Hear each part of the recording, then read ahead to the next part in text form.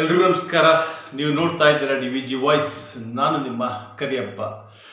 ಏನು ದಿನಕ್ಕೊಂದು ರೂಪಗಳನ್ನು ತಾಳ್ತಾ ಇರ್ತಕ್ಕಂಥ ಕಾವೇರಿ, ತಲಕಾಡಿನ ಕಾವೇರಿಯ ನೀರಿಗೋಸ್ಕರ ಹೋರಾಟ ನಡೀತಾ ಇರ್ತಕ್ಕಂಥದ್ದು ರಾಜ್ಯದ ಮೂಲೆ ಮೂಲೆಯಲ್ಲೂ ಸಹ ಹೋರಾಟ ಪಸರಿಸ್ತಾ ಇದೆ. ಅಂದರೆ ದಿನನಿತ್ಯ ಕಾವೇರಿ ನೀರಿಗೋಸ್ಕರ ಹೋರಾಟ ಮಾಡ್ತಾ ಇರ್ತಕ್ಕಂಥ ಹೋರಾಟಗಾರರು ಬಹಳ ಜಾಸ್ತಿ ಆಗ್ತಾ ಇದ್ದಾರೆ. ಸರ್ಕಾರ ಇನ್ನೂ ಸಹ ಎಚ್ಚೆತ್ತುಕೊಂಡಿಲ್ಲ. ಅದಕ್ಕೋಸ್ಕರ ಮತ್ತೆ ಇದೇ ತಿಂಗಳು ಅಂದರೆ ನಾಳೆ ಆಗಸ್ಟ್ 13ನೇ ತಾರೀಕು ಕನ್ನಡ ಪರ ಸಂಘಟನೆಗಳ ಒಕ್ಕೂಟದ ಅಧ್ಯಕ್ಷರಾಗಿರ್ತಕ್ಕಂಥ ಶಿವಕುಮಾರ್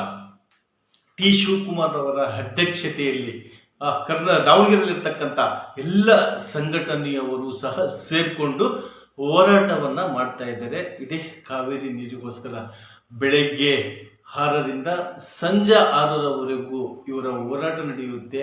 ಈ ಹೋರಾಟಕ್ಕೆ ಕೆಲವು ಸಂಘಟನೆಯವರು ವಾಲಂಟ್ರಿಯಾಗಿ ಅಖಂಡ ಕರ್ನಾಟಕ ಸಂಘಟನೆ ರಾಜ್ಯ BJ ಅಜಯ್ ಕುಮಾರ್ ಅವರ ಅಧ್ಯಕ್ಷತೆಯಲ್ಲಿ ಹಾಗೂ ಸಂಸ್ಥಾಪಕರಾಗಿರ್ತಕ್ಕಂಥ ಸೋಮಶೇಖರ್ ಅಧ್ಯಕ್ಷತೆಯಲ್ಲಿ, ಅದೇ ರೀತಿಯಾಗಿ ದಾವಣಗೆರೆ ರಕ್ಷಣಾ ವೇದಿಕೆಯ ಜಿಲ್ಲಾಧ್ಯಕ್ಷರಾಗಿರ್ತಕ್ಕಂಥ ಜಮನಳ್ಳಿ ನಾಗರಾಜ್ ಅವರ ಅಧ್ಯಕ್ಷತೆಯಲ್ಲಿ, ಹೀಗೆ ಹಲವಾರು ಜಿಲ್ಲಾಧ್ಯಕ್ಷರುಗಳು ಸೇರಿ ಒಂದು ಬೃಹತ್ ಹೋರಾಟವನ್ನು ಹಮ್ಮಿಕೊಂಡಿದ್ದಾರೆ.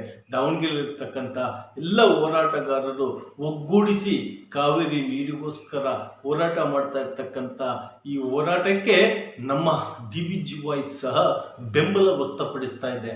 ಯಾಕಂತ ಹೇಳಿದ್ರೆ ಕಾವೇರಿ ಯಾರ ಸೊತ್ತು ಅಲ್ಲ, ಕಾವೇರಿ ಕರ್ನಾಟಕದ ಸೊತ್ತು ಅಂತ ನೆಲ, ಜಲ, ಭಾಷೆ ಗೊತ್ತಿರ್ತಕ್ಕಂಥ ಎಲ್ಲ ಹೋರಾಟಗಾರರ ಈ ಹೋರಾಟಕ್ಕೆ ನಮ್ಮದೊಂದು ಚಿಕ್ಕ ಸಮರ್ಪಣೆ.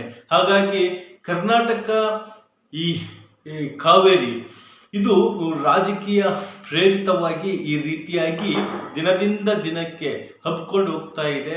ಹಾಗಾಗಿ ಕರ್ನಾಟಕದಲ್ಲಿ ಎಲ್ಲ ಜಿಲ್ಲೆಯಲ್ಲೂ ಸಹ ಹೋರಾಟವನ್ನು ಮಾಡ್ತಾ ಇದ್ದಾರೆ. ನಾಳೆ ವಿಶೇಷವಾಗಿ ದಾವಣಗೆರೆ ಜಿಲ್ಲೆಯಾದ್ಯಂತ ಹೋರಾಟ ನಡೀತಾ ಇದೆ ಅಂತ ಒಕ್ಕೂಟದ ಅಧ್ಯಕ್ಷರಾಗಿರ್ತಕ್ಕಂಥ ಶಿವಕುಮಾರ್ ಅವರು ನಮಗೆ ಹೇಳಿಕೆ ಕೊಟ್ಟಿದ್ದಾರೆ. ನಮಸ್ಕಾರ.